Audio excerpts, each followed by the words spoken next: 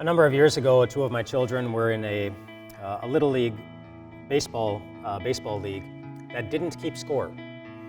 The kids were young. They just wanted to give the kids the experience of being on a team and having some fun without the pressure of feeling like they need to compete or they need to win. And it sounded like a great concept. The first afternoon that my boys had a game, it was a beautiful Sunday afternoon, and I'm sitting in the bleachers talking with the parents, having a good time. Nobody's keeping score. And then eventually the umpire announces to everyone, this is going to be the last inning. So our boys team was going to bat once, and then the other team would have their turn. And my boys team, they didn't do so well in that part of the inning, and it went very, very quickly. But the next inning, it didn't go so quickly. The other team kept scoring run after run after run after run. People kept coming around the bases. In baseball, of course, you need to get 3 outs before the inning is over, and they had 1 out when they had runners on first base and second base. When this kid comes up to the plate, and this kid hits a line drive out into the outfield, the runners on first and second, they score, and then the kid who hit the line drive out into the outfield, he's rounding the bases, and as he turns around third base to come into home, all of his teammates come running out of the dugout to meet him at home plate as if he just scored the winning run. In a league where you don't count runs. But of course, the reason the kids came running out of the dugout only when that kid crossed the plate, and the reason all the parents of those kids started screaming with pure delight, and the reason why even the umpire said the game was over at that point, was because in this league where nobody was keeping score, everybody was keeping score. We knew that run was one more than the number of runs my boys' team had, and everybody knew it. They kept score. So what do I tell my kids on the way home? It's like, well, good job, boys. You didn't officially lose, but of course they were keeping score. They knew. They keep score.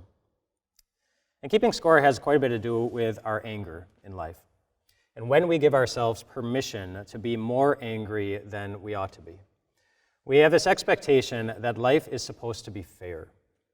That life is supposed to be fair, and so we keep score, and we tell ourselves, well, if such and such is nice to me, then I will be nice to them, but if such and such is not nice to me, then watch out, because I have the right to be angry towards them. Or if such and such a person gives me exactly what I'm expecting and gives me the good things that I'm hoping for, well, then I will reciprocate and I will do good things for them. But if they withhold from me the good things that I'm expecting, then they should not expect that I'm going to be kind towards them at all, and I might just let them know how unhappy and angry I am at them.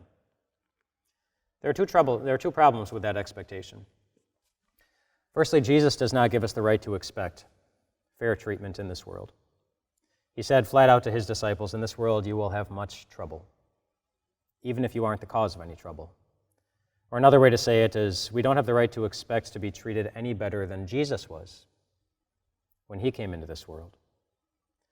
The other problem with those types of expectations, going through life expecting to be treated fairly, expected that things are going to be even, is that if we walk through life going through that way, expecting those things, then we run the risk of running through life without God, because that's not the way that God operates. I mean, really, the question of the Christian life is, am I happy to have God and nothing else? That's what it means to love God more than anything. Am I happy to have God's love, even if I don't have the love of anyone else? Even if I don't have anyone else's acceptance or approval or fair treatment? If the answer is no, then we are running the risk of walking through life without God. And God knows how hard it is to walk through this life.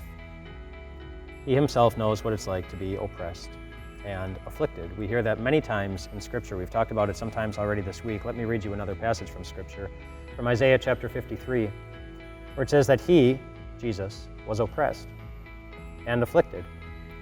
He was led like a lamb to the slaughter. And not because he did anything wrong, not because he was a troublemaker. And how did he respond?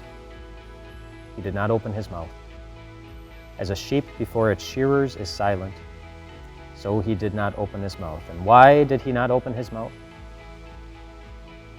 Because he was happy having you and nothing else. You. and nothing else. And if you have a God like that, you don't need things to be fair, because you have the promise that one day it'll all be perfect.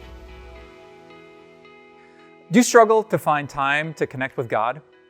Well, click here to subscribe to our daily email. We'll make sure that you hear about God's promises, His love, and His amazing word.